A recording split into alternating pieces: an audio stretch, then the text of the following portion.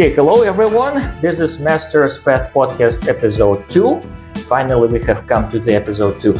Well, and I think, guys, you have enjoyed the previous episode, and we had a blast in terms of sharing our life experience and academic experience and all that. So it was a pretty much great conversation, both for me and for the guest. And as you know, every time we have new guests, and today we have a very special guest, Muslima. So hello. Hello. Welcome to our podcast. We are very happy to have you here. Yeah. And if you guys don't know, Muslima is also a second academic year student. You also study in the same group as Muhammadiyya, right? Right. So yeah, and today we will be, diving into her life experience, her academic experience, and I bet that she would like to share a lot with you guys, provide her insight, maybe provide you with some tips, yes, for the future. It especially applies to, fellow students maybe who are younger, who are just starting, to get into that. So Muslima, hello, how do you feel? Great. I'm really happy to be here. I'm excited to answer your questions. Oh, thank you. Thank you so much. Okay. So let's begin. And the first question, of course, that comes to everybody's mind, I guess, is that you are a member of a drama club, yeah? Yeah. So everybody knows that. And this drama club is very successful at the faculty. You already had a lot of performances, right. yeah, that were highly praised and valued among teachers and students. Yeah. Could you please tell us a little bit about what was the backstory of joining this club and what did this experience provide you with? Yeah, actually, nowadays I am not only member of club, but I'm also welfare officer there. So I help not only with acting, but with also, with games, with decorations. So back then, when I came to university in first year, there was our teacher, Nazira Hamamna, and she said that there will be club, like drama club, and if somebody wants to join, they can sign a paper. And it was really amazing and exciting for me because from but teenage years, I really wanted to join some club because of animes. In every anime episode, the teenagers at school had a chance to choose any club to join in and have activities. For me, it was interesting, but unfortunately, at school we didn't have this opportunity. But when I came to university, there was such a opportunity to join, and I of course agreed to join to this.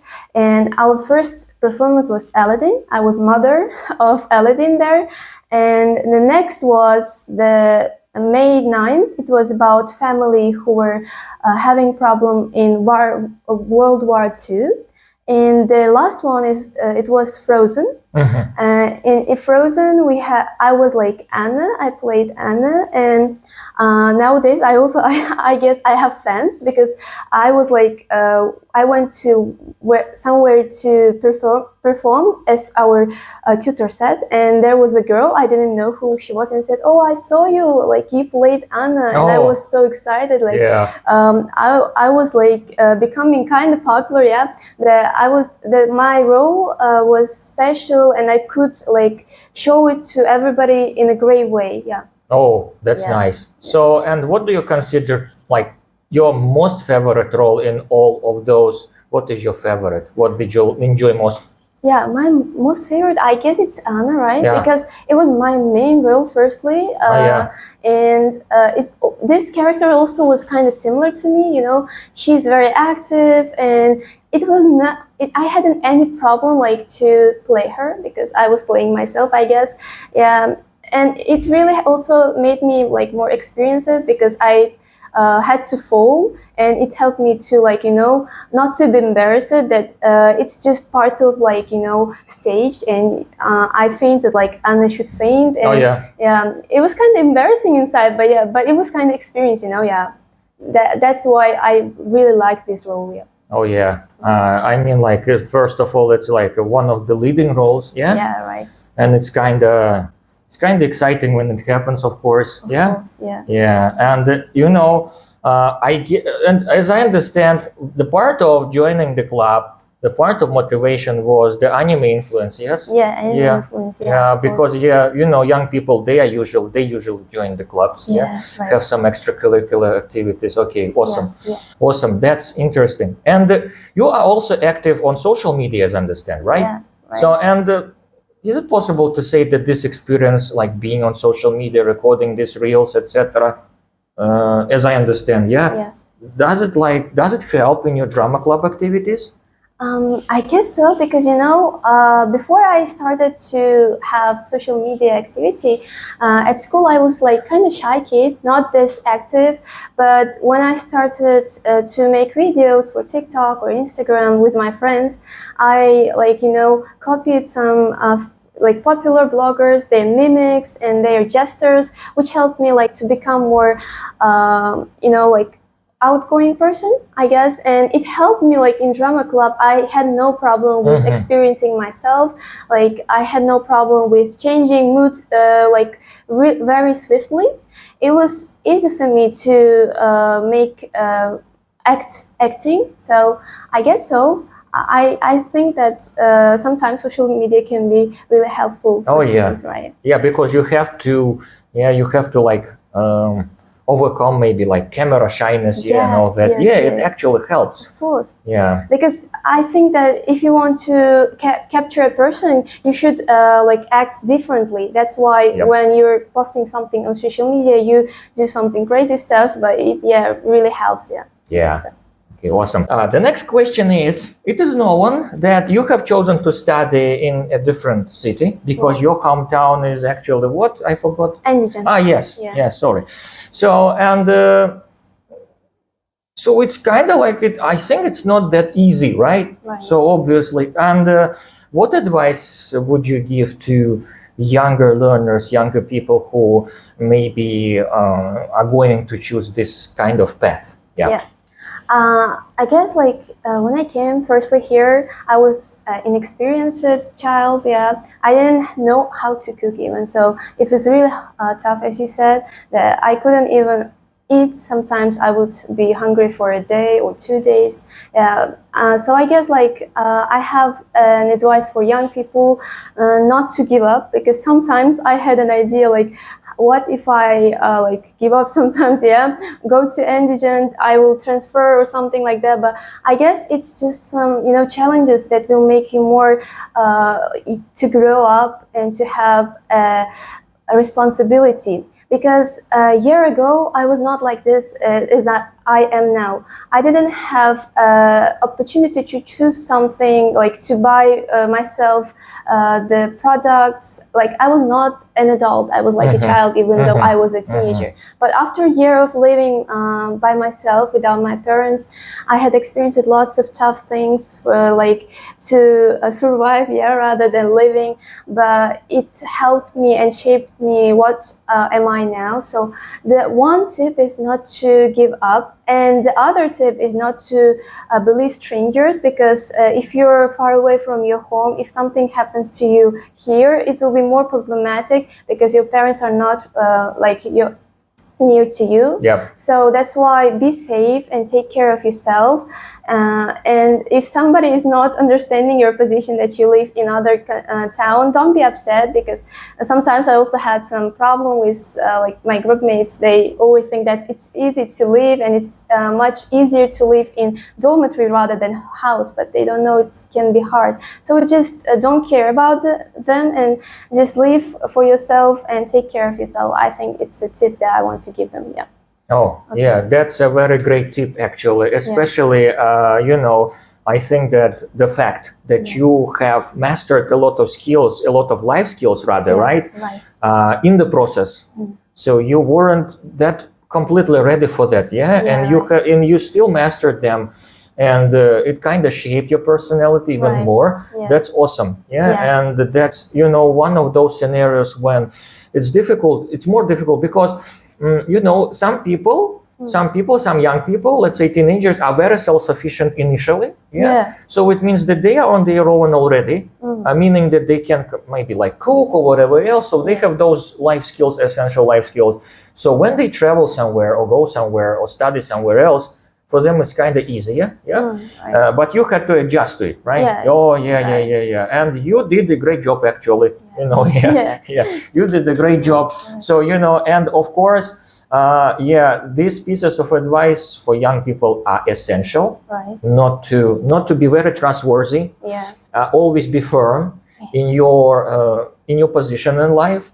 If you want to do something, achieve something, you just don't pay attention and do it, right? Yeah. Awesome. Thank you. We know, students and teachers, that the scope of your interest is kind of large. Yeah. Like, for example, even it's about English, you are pretty much interested in all of its aspects, and all that, and also outside curriculum, like drama club, etc. So, could you please tell us, how do you personally manage to be involved in so many different things at once? Because, you know, not all the people can handle that. Right. I think it's because I know I have the fire inside my heart, because whenever it comes to talking and expressing my own opinion, I really love it. And when it comes to university, there are lots of opportunity to do this. That's why I try to manage all of those. Yeah, sometimes I'm late for classes or for lots of things, because it's really hard to manage sometimes, like, you know, cooking and at the same time coming here, because we should cook for ourselves, right? Or to clean our dormitory. But I try to be involved in those things because it makes my life more colorful. I believe if person loves something and have a fire for this interest, they can manage if they want it. And whenever I participate in every club that I go, like speaking club or drama club or even lessons, I feel myself motivated, and I think that it makes me grow from day to day. It helps to shape my new world. I get new information from teachers or from other students. That's why to be involved in lots of things help you. And the way of managing is, I believe that if you want, you can manage everything that you want to. Mm-hmm. Even though if you will be late, do not care about it. You will come and just try to participate on those things that you want to participate in. That's awesome. Yeah. And it's very important that you said, it's very important to keep in mind that if you really want to do this, you just don't pay attention to what is happening around, even if you sometimes not fail, but let's say things do not go as you want them to go, but you still do it. So that's a very good attitude. That's a very good mindset. Because, when I was younger, myself, I was involved in a lot of different activities myself, including my hobbies and all that. Most of them are outside the scope of my work, basically. And a lot of people ask me one thing, how do you do this? And the first thing that they all sometimes, kind of say that, not all, but many people say, because you are not married or whatever. But I guess that's not the main reason. Of course, it's one of the reasons, but I guess even people who are married, who have children and families, they still do what they like to do. Besides, being fathers and being husbands, etc. It's also very important. But they still do their jobs, they do their passion. It just depends on how much passion you have. And that's an awesome thing to have. And yes, very often we may feel like it's not how we want it to be. Maybe we are late for something, maybe we cannot do it, and at that moment. But still, you should keep this mood, this passion, this spirit anyway, right? And one thing, when I was painting, because I was painting a lot before, some people ask, how do you manage the time? And I just say, guys, first of all, I do not paint every day. And next thing is, it just requires maybe 40 minutes, maybe maximum an hour. It's not that time consuming, right? So people forget about that as well, right? Okay. So, well, that's very good that you have so many interests, and this helps a person develop in a diverse manner. So the next question that I wanted to ask, related to the previous one, is that what helps a person in developing in such a diverse manner? What do you think? What helps most? I guess I want to talk about my own experience to shaping diverse manner.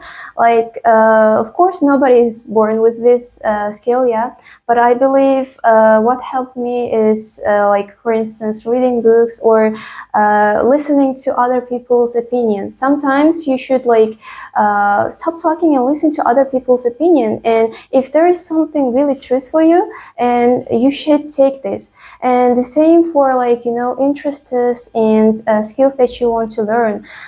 Even though you think, first of all, I cannot do this, yeah, but you should try. You don't know how to do it. You don't know if you cannot do this before trying it. I also had this kind of sometimes, hesitations before talking at classes, yeah, or telling my own opinion. But I realized that if I don't try, I don't know if it will become the same like this as I wanted.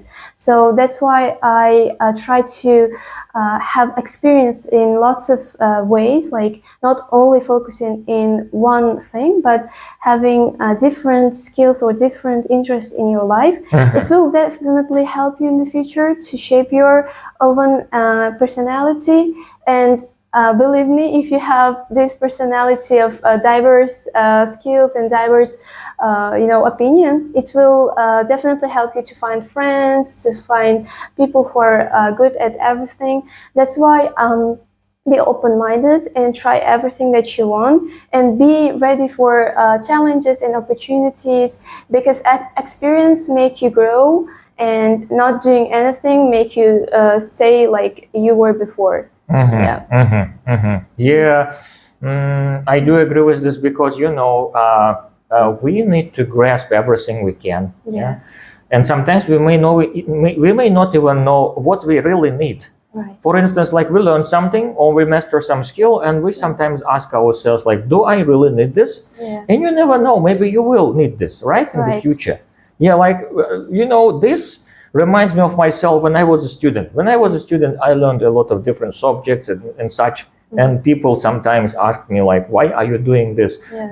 Do you think that it kind of will be helpful anywhere? And I've just said one thing: you never know, right? Yeah, you never know. It may be found very useful somewhere. And that's what happened. I learned philosophy once. I studied philosophy, and people were asking, like, it's not your major, right? Yeah. But actually, it helped me in my style of writing articles and research. When I started research papers and that stuff, the style that I was reading and all the philosophy books, they are written in such style. They helped. And plus philosophy is such a subject, it helps any scientist, no matter what his area is, because it talks about basic fundamental things of understanding the world. And this helps a scientist to understand things deeper. So yeah, you may never know. That's why you should do as much as you can, right? Yeah. A lot of people, and considering your scope of interests, I think that there is a case about this. A lot of people have backup plans in life. Yeah. Like maybe if they do not choose this direction in life, they will choose this one or that one. And have you ever had backup plans in your studies? Like, for example, if I do not choose languages, English major, I would do something else. So was there any like backup plan? To be honest, languages was my backup plan. Okay. Yeah, firstly, I wanted to become, surgeon, and I started to preparing to biology and chemistry, but my mom said, firstly, you should like pass IELTS exam. Okay. That's why I stopped to prepare to biology, and I passed IELTS exam, and I changed my mind from surgeon to psychology, because I was scared of causing for people to die. Okay. And at that time, I only had in my hands IELTS. I knew English. That's why I said, okay, let's choose languages then. Okay. Yeah, and then I chose languages, and I started studying here. I mean, I'm not disappointed, because when I came here, I was really shocked that every lesson is in English. And it made me feel, such a great opportunity to speak only in English. That's why even I'm not sad. If I want in the future, I guess I can change my major, but right now I'm not thinking about it. When I first met you guys, in September, and you were like the more active than others, right? Like from the beginning, I thought, oh, okay, this student is really interested in everything, right? And it shows. So I guess that your backup plan, you never regretted it. Yeah, I never regretted it, right? Okay, that's good. Yeah, you may never know what you are really passionate about sometimes. You just try, and then it goes naturally. Right, yeah. Initially, I wanted to become a lawyer. So I studied history, law intensively and all that. But then life got in the way, I actually couldn't afford to study in Tashkent because, the majors like that were related to law, they were only in Tashkent at that moment. And I couldn't afford it because I had no relatives, nothing at that moment. So, and that's why I chose something that I was good at, and I was good at English already. And, I've decided, okay, so I kind of like had no options, The same. But then when I started, it kind of like, I don't know how it happened, but I really enjoyed this, and I continued. And I always say it's not about big steps in life or big achievements. It's more about small steps in your personal development that makes sense. So okay. I have also noticed that you are a person who, you're always ready to firmly defend your position about like different things. So if you have your own opinion about that something, you will firmly defend this opinion. What helped you most in this? How to develop this trait? I believe when I was younger, I had a problem defending myself. I could not say no to anyone, and if somebody asked can you give me your toys or something, I could not say no, so I would give away lots of things. And when I became teenager, I realized that if I will continue to live like this, I will become a loser. Everybody could use me easily. That's why in puberty I was so angry about my life that I tried to defend myself. At first, of course, it was really hard. For instance, when somebody said something that I didn't like to me, for instance, my parents, my friends, I tried to defend myself and to say something. At first, of course, they would shut me up really quickly, but from experience, from doing it until the end, I realized that if you will stay in your own position till the end, it doesn't matter if the person will agree in the end or not. It will make you feel you defended yourself and you made yourself look respected in their eyes, that you can defend your own opinion.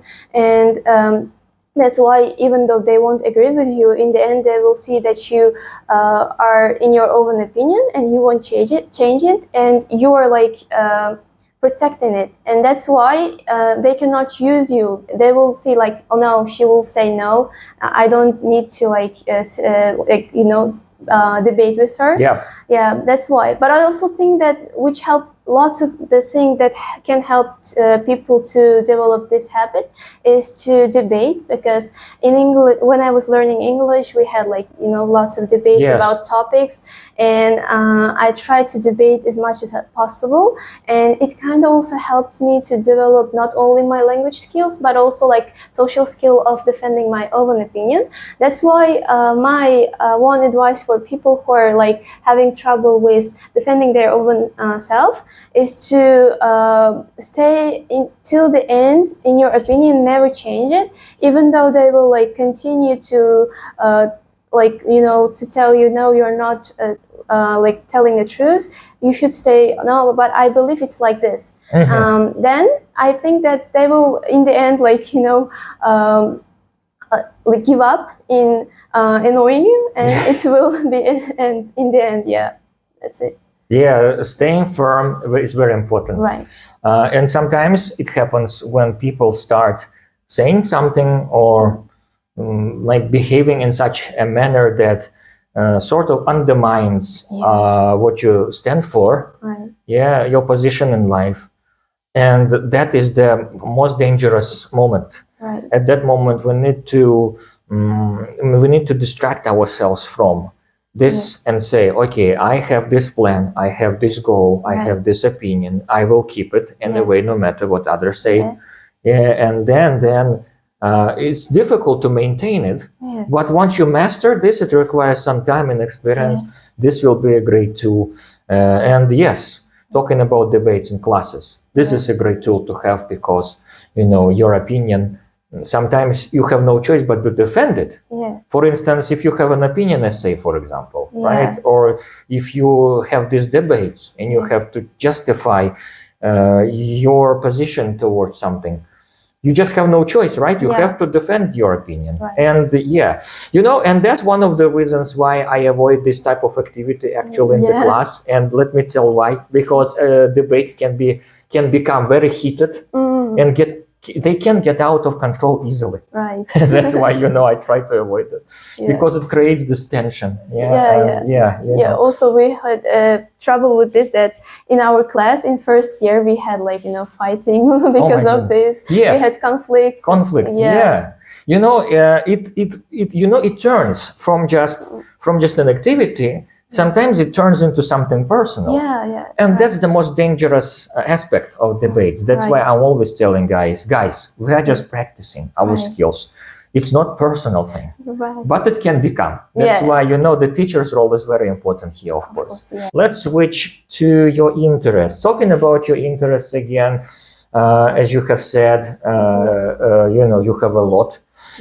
What is your number one passion besides academic life? If we just move the subjects and studies away, what will be your number one passion besides, studies? I believe if it's besides studies, I guess it's watching series rather than movies, because I really have a passion of watching series. It doesn't matter not only one countries. For instance, I love Japan series, Korean series, Chinese series, Thailand series, and the reason for that, because I believe that when you watch some series, you feel that you're going inside this world and you're feeling the characters, and this experience helps you to feel that you opened a new world, a new opinions of the characters, a new story. That's why I really love this, rather than movies, because movies also fine, but they're short and you cannot have a time to feel the character and feel the story. That's why I have the passion of watching series beside school, and whenever I go home, I always watch series that I want to see.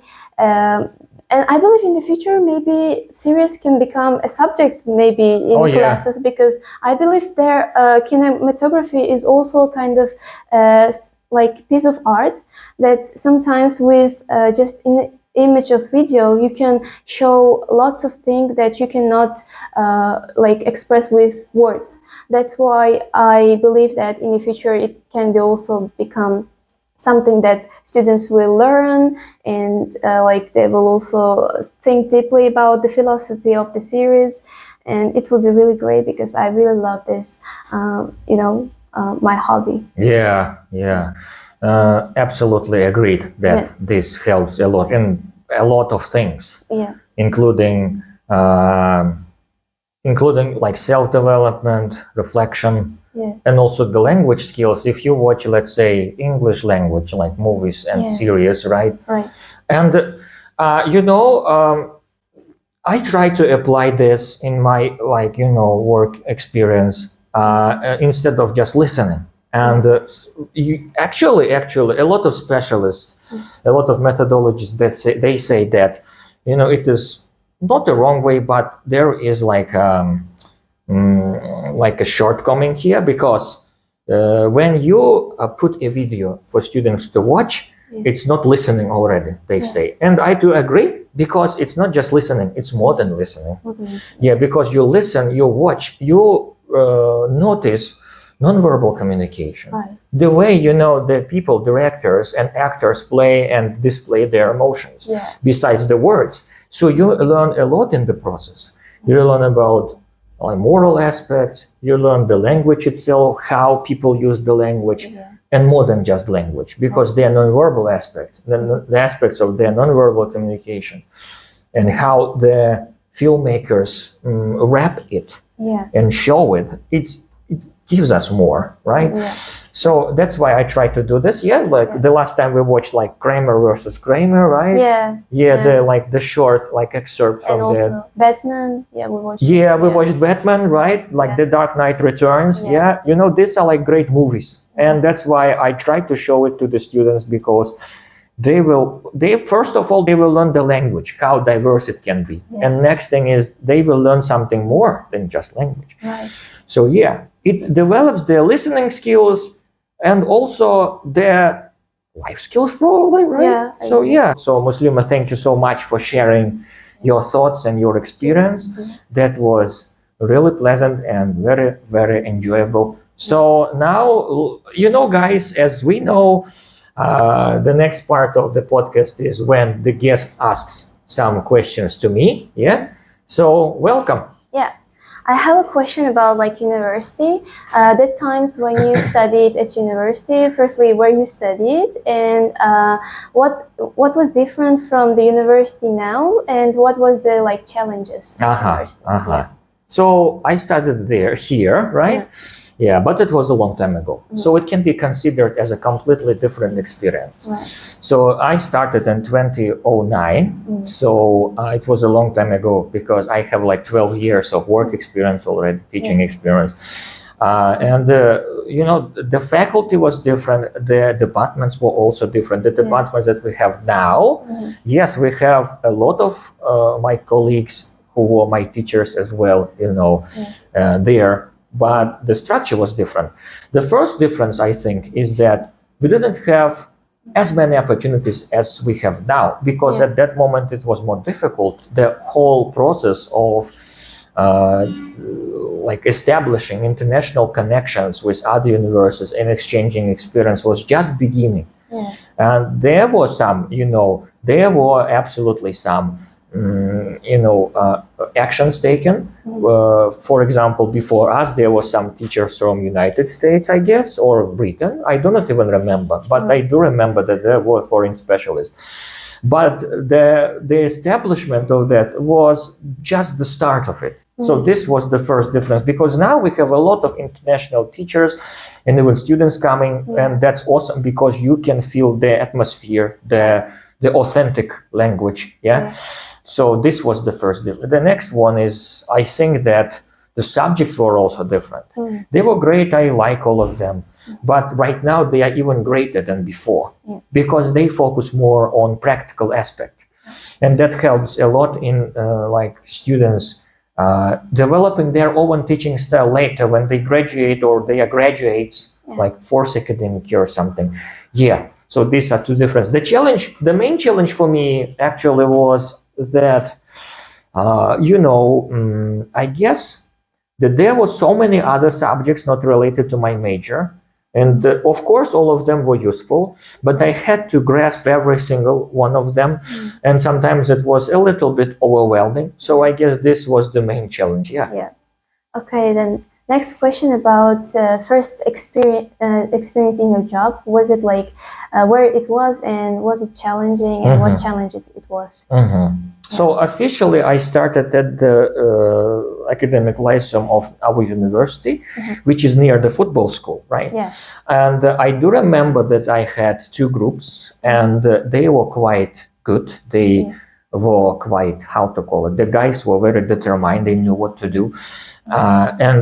You know what I like about working at the lyceum is that these guys, they are younger. They're like 16, 15, 14 years old, and they have a lot of ambitions. These ambitions sometimes lead to one thing: they are not highly disciplined. But you know, I always think like that. They are not disciplined because they are not supposed to. They are not adults yet. And the fact that they are so ambitious, they want to show themselves. They want to show their temper, their personality. It's even good. Because, you know, I always say, if you are not very well disciplined, but you know what to do, you really have your own opinion and strong, how to call it, strong determined goals, you can find yourself. It's just a matter of time. By the time you are 18 or 19, you will master all that. And that's why, this was the main challenge, the discipline. Yeah. And I had to control it, and I was young. So, and it's kind of difficult. Right. But with this mindset helped me, because students themselves, they knew what attitude I have towards them. And they appreciated that. And, with time, yes, everything was all right. So, yeah, that was my experience. And, it showed me two things. The first thing is you have to learn a lot again. Yeah. And the next thing is that you have to, you have to perceive everything not from the point of a teacher first. You have to perceive everything from a point of a young person, a teenager, a learner. Yeah. If you imagine that you are in their shoes, it kind of helps you to connect with them better. So, yeah. Yeah. What other advices that you want to give young people who want to become a teacher? Yeah. I guess, my advice will be, and I've told it once to one of my students. She told us during her self-study project, she told us, this one, that what I want to do in the future, right? This one. So she told us that she wants to have the certificates like SAT and all that. And that's great. Yeah. And she is very ambitious. She wants to, achieve all that. But it's kind of tough, difficult financially, and also not only financially, but from the point of view of academic effort. Yeah. And I've told you one thing, because she wasn't sure about whether she would get it or not. Yeah. I've told her, let's imagine something. You see these photographers making photos, and they stand out. They are different from photos that people take on the phones, right? Yeah. It's because of two things. The first thing is they use the camera, professional camera. It has all these knobs and buttons, and they know how to operate it to make the best shot. Yeah. And also they have a vision. They have this artistic vision that they develop themselves. And I've told her, these photographers, they studied at photography schools and such, and they know how to use the camera. Yeah. But keep in mind that no matter how many things how many knobs you can press, how many skills you have in terms of this professional photography, if the person doesn't have a vision and passion, this will not help. So the key to being a master in something is not even about certificates. It's about your personal development. So that's why I always tell young people that first of all you need to think about self-development first. Right. Do not chase just certificates and grades and all that. Yes, it's about your own study, your own learning. And very often this is more important in teaching itself than having certain qualification. Yeah. I mean, it's also important, but if you are passionate, if you have your own ideas, if you generate them during the class, these certificates and all the achievements, they will come naturally. Yeah. The next advice that I give, you always need to generate your own ideas about teaching, about approaches, activities, because this just makes your life and students' life much more interesting. And this is the core of new methodology. That's how it is developed, because it always develops. It never stays the same. So that's it. So right now you said about the methodology. As we all know, your methodology is very interesting, and it's really related to teenagers. And you made this idea your own self, and how you managed to shape this methodology and to practice it at the first time. So. Well, it may seem like it's a difficult process. Sometimes it may seem, because I have this habit. I have noticed that when I teach only by the book, for example, or if I do only activities that are already known, students may become bored easily because they have already been through this. And I thought to myself, I need to make much more of my own stuff. It has always been like this, but in recent years, it has become more of a habit. The first tip for developing your own activity is try to make it simple. Do not overthink it. Yes, you have a good idea, you know the goal, you know what you want to develop in students. you make this activity, do not complicate it. You can complicate it, but to the extent that it's useful. If it is just for complication's sake, it will not work, right? Because students will not understand what they need to do. That's why, there should be a balance. It should be simple, but effective and interesting, right? So this is the first step. The next step is you need to see how students react. So the first trial will always be like this. Some students will struggle. Some of them may not like it, enjoy it, etc. So you need to consider their group and their personal learning style. Sometimes, I have to adjust activities according to the group. And the next thing is you need to rely on authentic material. In order to create a great activity, you need to rely on that. And in order to do this, you need to have a contact with authentic material. It should be a daily basis, like, routine. For instance, you watch English language movies, series, read books, or read articles online. So if you make it your daily routine, you will always sometimes stop and say, oh, okay, this thing can be good in my lesson because it fits the topic, right? It can develop their skills. So you take it and you work and you create some activities and exercises for them. So that's how I usually do this. So also, as I know, you have written a book, Oh yeah. And how you have came out with this idea, and do you plan to write another book and publish it? You mean this Catching a Star book, right? By the way, have you read it? Yeah, kind of. We started reading. Okay, thank you. Thank you. I really appreciate it. I actually came with this idea, came up with it. I had two other short stories that I wrote previously. And this passion comes from my childhood because in my childhood I tried doing this. And then, I decided, I'm an English teacher. Yes, I speak English. It's in my everyday life. I should try writing a novel because this was my childhood hobby. Now in English, right? So, and I started writing, and I'm a very big fan of science fiction, and I have decided to write about it. But at that moment, I was at such, in such situation when I had to think about my future, and a lot of thoughts came, and that's why I tried to add some. I deliberately added some romance into that, because I do believe that this is an essential element in a lot of works, not necessarily the main one, but very important in life in general.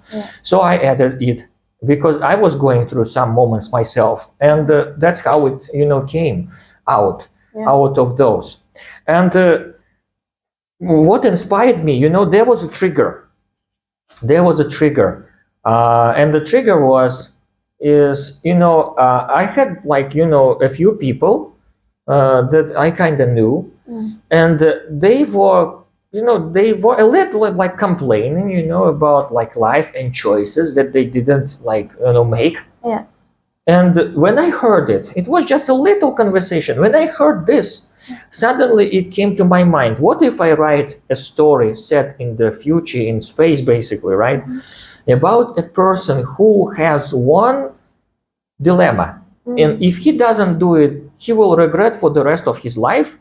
So, that's how it started. And, it came naturally because of all those moments. That's it. Okay. Is that it? Okay, awesome. I do have one more extra one. So, and how do you see yourself in a few years' time? What are you going to do? What do you want? I guess in few years I'm planning to enter to master's degree. Oh, okay. Master's degree. Okay. I guess I want to go to or China or UK to study because it was my plan from my childhood, and I also want to to do some stuff that I wanted to I want to work. I want to start working as a teacher, and to make money and to start saving money for house and car.